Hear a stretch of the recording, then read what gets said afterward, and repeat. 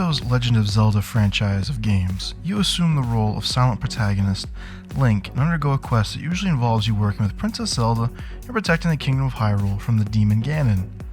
Nintendo's last entry into the series was Breath of the Wild in 2017. This adventure has Link reclaim lost memories after being revived from death 100 years ago when the kingdom was attacked by Ganon and Link lost. Princess Zelda is in Hyrule Castle holding Ganon back by magic and you need to gain power with ancient technology and abilities to help finish off the demon for good. That's all good and nice to do, but what about the geology of the kingdom you're trying to save? Link gets sidetracked a lot in the game from helping Zelda, so let's a little more time to explore how the land you traverse is shaped. First, a review of the Earth's active geology. There are 4 primary layers of the planet: the crust, the mantle, the outer core, and the inner core. With the Earth shaped by gravity and being a sphere, like all things in the universe, all matter is pulled to the center. Therefore, as depth increases, so too does density. Because when the Earth formed, it was molten or liquid, it's separated by density, with dense metals falling to the center and becoming the core. The inner core is primarily made of iron, and the outer core is iron and nickel, with other metals that are soluble or dissolvable in iron, like gold, platinum, and other rare, heavier metals. The other elements lower in the periodic table are more common because they're easier to make inside of stars, and therefore make up the vast majority of the Earth and the mantle. Due to the enormous volume of the mantle, a temperature gradient develops due to pressure. Like density, pressure and temperature also increase the deeper you go to the center of the Earth. Between the heat of the core and the cool crust, the solid upper mantle and semi-molten rock of the lower mantle cause convection currents to churn. When the upwellings align, it can break and separate the weaker material that composes the crust. Thus, the crust is broken across the surface of the Earth in what geologists call tectonic plates. The movement of these plates is determined by the currents underneath them in the mantle. When 2 or more plates collide, the boundary between them is called convergent, while 2 or more plates that separate have a divergent boundary. A divergent boundary will result in a rift or a massive canyon-like geological feature. Because there are different densities of crust, there can be different types of convergent boundaries. There can be convergent boundaries that are continental-continental or oceanic-oceanic collisions. There can also be convergent boundaries that are continental-oceanic collisions. Geological features such as mountains, volcanoes, and trenches form at these such boundaries. So let's look at Hyrule as a whole. Central Hyrule has plains, swamps, forests, rivers. To the west are canyons, mountains, deserts. To the east are more mountains and a single volcano called Death Mountain. Volcanoes now typically form at convergent boundaries of oceanic and continental crust. There is the Lanayru Ocean off in the east, and therefore that would be oceanic crust. Central Hyrule is land, and therefore continental crust. So we can determine that Central Hyrule is a continental tectonic plate, and the eastern edge is a convergent boundary with an oceanic plate. We'll call Central Hyrule, with the fields and Hyrule Castle, where Zelda is, the Hyrule Plate, and we'll call the plate colliding with it the Lanayru Plate. The Lanayru Plate is denser than continental crust. It is deeper overall, so our rule of increasing depth means increasing density still works. And when the 2 different types meet, the oceanic crust moves under the continental crust. This is called subduction. When this happens, some molten rock from deeper in the mantle is pushed up by the sinking edge of the Lanayru Plate and is caught by the Hyrule Plate being pushed up. This rising of crust and trapping of magma results in a volcano that can be in a mountain chain. How far west does the Hyrule Plate extend, though? Are there other plates to the west? Again, we need to start with what geological features exist to answer that question. To the southwest are the Gerudo Highlands, and then the Gerudo Desert after that. To the northwest are the Hebra Mountains and the Hyrule Ridge that cuts through the Tabantha frontier and the Tabantha Tundra.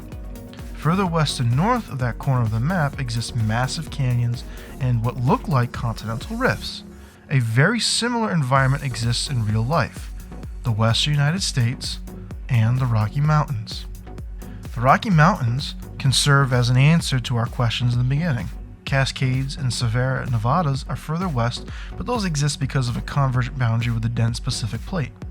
The volcanoes of the Pacific Northwest, like Mount St. Helens, result from this collision, which is similar to the eastern coast of Hyrule, but not the west.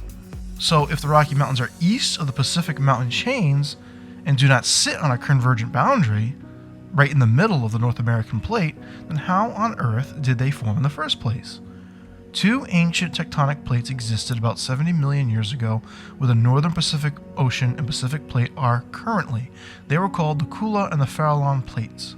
The Pacific Plate was south of the equator, and the North American convergent boundary between the Pacific Plate and these plates in the past looked very much different than they do in present day. The Kula and the Farallon plates were subducted under the North American Plate, which thrusted existing sedimentary rocks on the material and the crust upward. The further north Kula Plate produced the Canadian Rockies, and the American Rockies were from the subduction of the Farallon Plate. The Pacific Plate shifted north as a result. The Gerudo Highlands are a mountainous region of southwest Hyrule, but has many plateaus and weathered formations. This suggests to be an area that is older geologically than the sharper and taller mountains in the east by the Lanayru region, very similar to what we see with the Rocky Mountains. Gerudo Highlands are the result of an ancient convergent boundary that no longer exists. A very large plate subducted under the Hyrule Plate and results in the Gerudo Highlands and possibly the mountains in the Hebra region, very similar to how the Kula and the Farallon plates created the Rocky Mountains. And maybe the Great Plateau, where you start the game in central Hyrule, is also a product of this ancient mountain range because it's not far from the Gerudo region in the southwest of Hyrule. The Gerudo Desert is therefore still on and now a part of the Hyrule Plate. The massive canyons and rifts in the northwest Hebra region are the result of a long, arch-like divergent boundary with an unseen plate moving northwest away from the Hyrule Plate. Let's call this one the Termina Plate, because it creates a line of termination for the map and other activities in the game. And because it would be named by the land of Termina that was in an alternate reality to Hyrule in The Legend of Zelda Majora's Mask, which was released in 2000. From an environmental standpoint, central Hyrule and the southern region of Faron have many rivers and a large lake that drain into the Faron Sea. This suggests that central Hyrule, with its reservoirs of fresh water, is a massive watershed for the continent. Maritime air masses would form over Lanayru Sea and then move west over the mountains of that large convergent boundary. This would result in condensation as the water vapor was forced higher in altitude and forced to cool with a thinning of the atmosphere and less conduction of heat between molecules. The resulting clouds would deposit precipitation from east to west across Hyrule. I suppose no coincidence that the aquatic Zora people have their domain in this region. Then the water drains into the lower, flatter plains of central Hyrule. As the air masses move west and lose humidity, they would have no precipitation to provide to the Gerudo region. This would form a desert, just like what we see in the game. With a cold climate north and a warm, humid climate south, Hyrule appears to mimic most land masses in the northern hemisphere of our Earth. However, our weather pattern in the northern hemisphere has air moving in a west to east pattern. This is due to the Earth's counterclockwise rotation and air being deflected west to east according to the Coriolis effect. So what does this east to west pattern mean for Hyrule?